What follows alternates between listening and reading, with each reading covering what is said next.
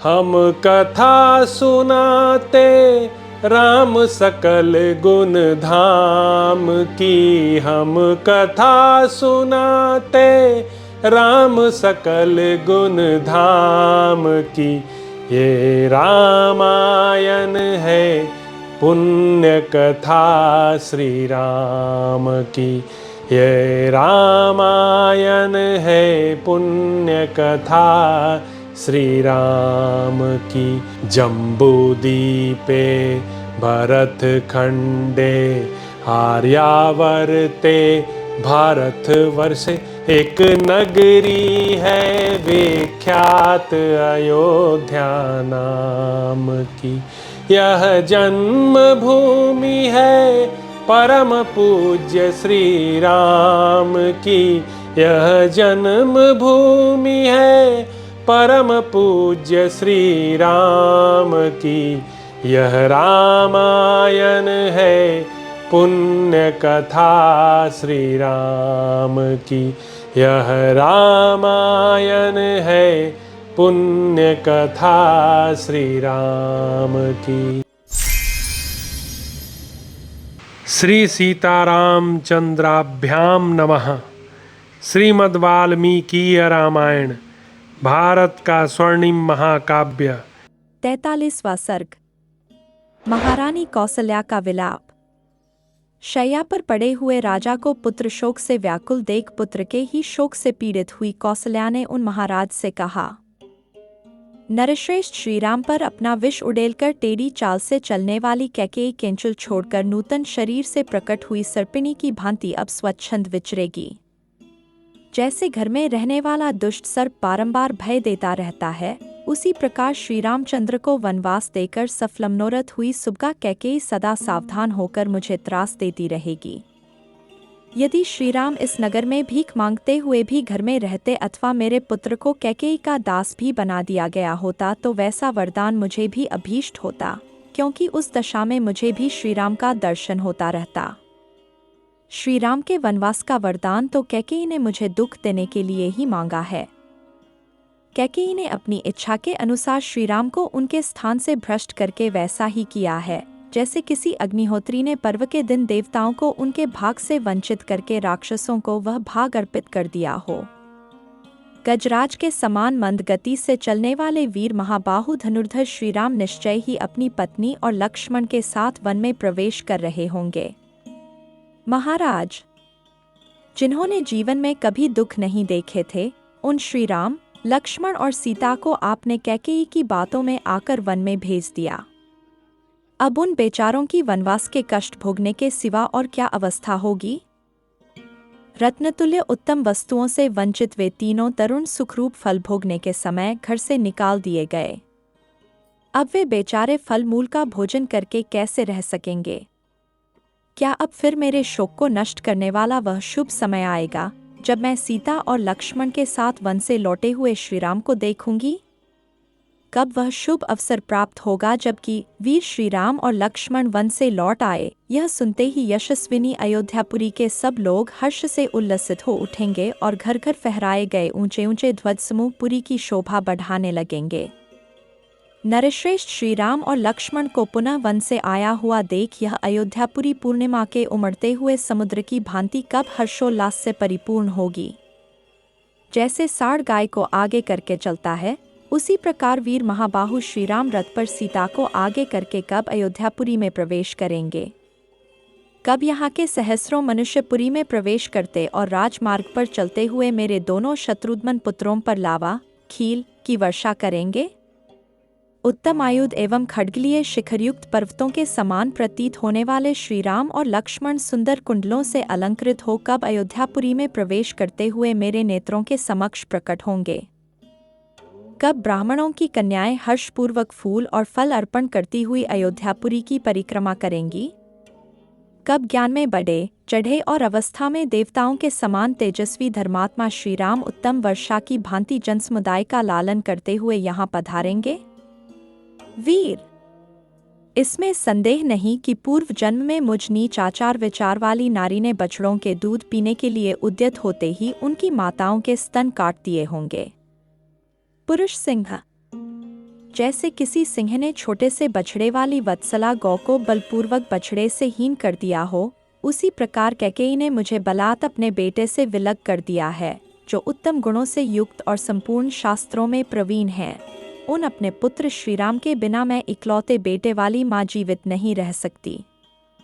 अब प्यारे पुत्र श्रीराम और महाबली लक्ष्मण को देखे बिना मुझ में जीवित रहने की कुछ भी शक्ति नहीं है।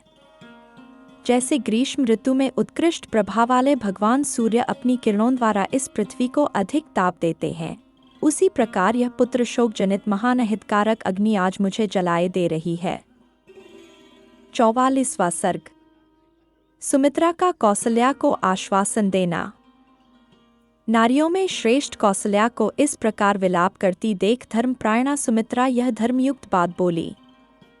आर्य, तुम्हारे पुत्र श्रीराम उत्तम गुणों से युक्त और पुरुषों में श्रेष्ठ हैं। उनके लिए इस प्रकार विलाप करना और दीनतापूर्वक रोना व्यर्थ है। इस तरह रोने धोने से क्या लाभ?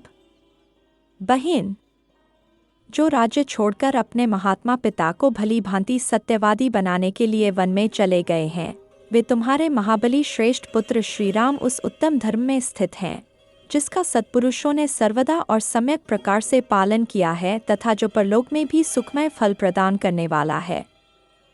ऐसे धर्मात्मा के लिए कदापि शोक नहीं करना चाहिए।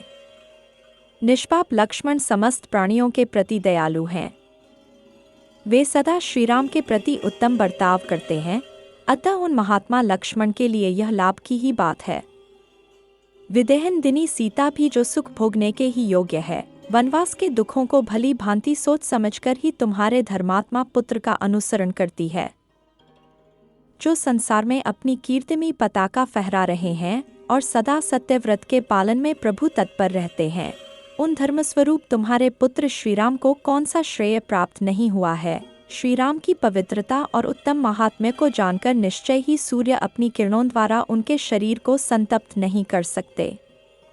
सभी समयों में वनों से निकली हुई उचित सर्दी और गर्मी से युक्त सुखद एवं मंगलमय वायु श्री रघुनाथ जी की सेवा करेगी।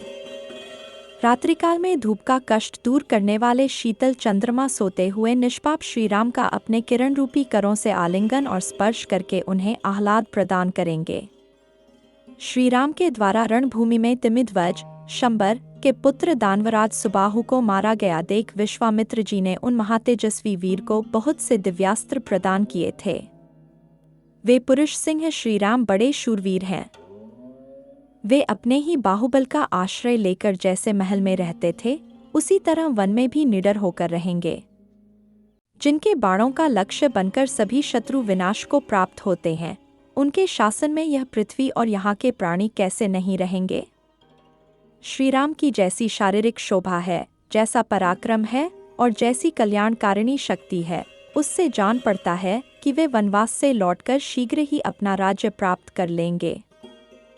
देवी, श्रीराम सूर्य के भी सूर्य, प्रकाशक और अग्नि के भी अग्नि, दाहक हैं। वे प्रभु के भी प्रभु, लक्ष्मी की भी उत्तम लक्ष्मी और क्षमा की भी क्षमा हैं। इतना ही नहीं, वे देवताओं के भी देवता तथा भूतों के भी उत्तम भूत हैं। वे वन में रहें या नगर में, उनके लिए कौन से चराचर प्राणी दोषावह हो सकते हैं। पुरुष शिरोणी श्रीराम शीघ्र ही पृथ्वी, सीता और लक्ष्मी इन तीनों के साथ राज्य पर अभिषिक्त होंगे। जिनको नगर से निकलते देख अयोध्या का सारा जनसमुदाय शोक के वेग से आहत हो नेत्रों से दुख के आंसू बहा रहा है। कुश और चीर धारण करके वन को जाते हुए जिन अपराजित नित्य विजयी वीर के पीछे पीछे सीता के रूप में साक्षात लक्ष्मी ही गई है, उनके लिए क्या दुर्लभ है। जिनके आगे धनुर्धारियों में श्रेष्ठ लक्ष्मण स्वयं बाण और खड्ग आदि अस्त्र लिए जा रहे हैं, उनके लिए जग में कौन सी वस्तु दुर्लभ है। देवी, मैं तुमसे सत्य कहती हूँ, तुम वनवास की अवधि पूर्ण होने पर यहाँ लौटे हुए श्रीराम को फिर देखोगी, इसलिए तुम शोक और मोह छोड़ दो। कल्याणी, आनंदिते, तुम नवोदित चंद्रमा के समान अपने पुत्र को पुनः अपने चरणों में मस्तक रखकर प्रणाम करते देखोगी। राजभवन में प्रविष्ट होकर पुनः राजपद पर अभिषिक्त हुए अपने पुत्र को बड़ी भारी राजलक्ष्मी से संपन्न देखकर तुम शीघ्र ही अपने नेत्रों से आनंद के आंसू बहाओगी। देवी, श्री राम के लिए तुम्हारे मन में शोक और दुख नहीं होना चाहिए, क्योंकि उनमें कोई अशुभ बात नहीं दिखाई देती। तुम सीता और लक्ष्मण के साथ अपने श्रीराम को पुत्र शीघ्र ही यहाँ उपस्थित देखोगी। पापरहित देवी, तुम्हें तो इन सब लोगों को धैर्य बंधाना चाहिए, फिर स्वयं ही इस समय अपने हृदय में इतना दुख क्यों करती हो।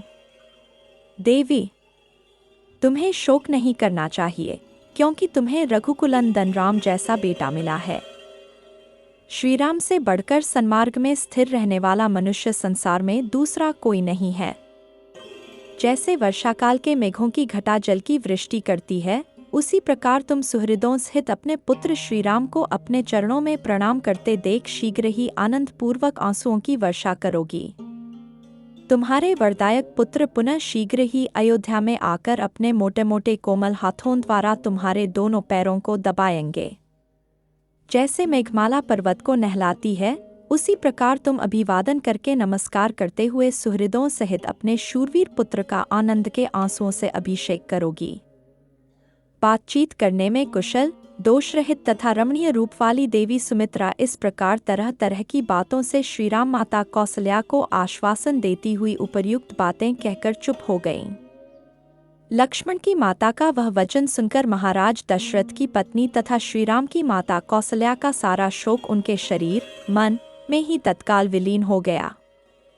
ठीक उसी तरह जैसे शरद ऋतु का थोड़े जलवाला बादल शीघ्र ही छिन्न भिन्न हो जाता है, इस प्रकार श्री वाल्मीकि निर्मित आर्ष रामायण आदि काव्य के अयोध्या कांड में 44वां सर्ग पूरा हुआ। राम सकल गुण धाम की, हम कथा सुनाते राम सकल गुण धाम की। ये रामायण है पुण्य कथा श्री राम की। ये रामायण है पुण्य कथा श्री राम की। जम्बूदीपे भरत खंडे आर्यावर्ते भारत वर्षे, एक नगरी है विख्यात अयोध्या नाम की।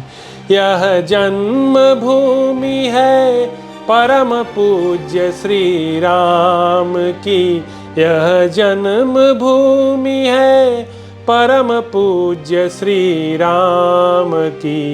यह रामायण है पुण्य कथा श्री राम की। यह रामायण है पुण्य कथा श्री राम की।